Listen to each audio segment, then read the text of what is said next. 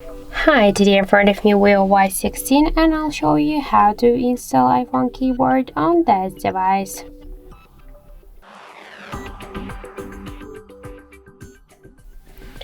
So first let's open the Play Store application and then in the search bar we should enter the green Apple keyboard.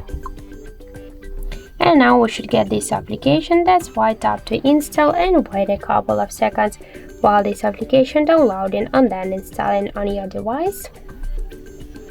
After that we should tap to open the app, click enable in settings and tap near the green Apple keyboard on the switcher.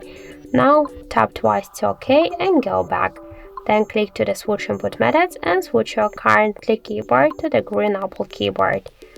Now we can see that the process is finished, so let's go for example to the search to see the new look of the keyboard, and we can see that this keyboard is so close to the iPhone 1 as the all of these emojis.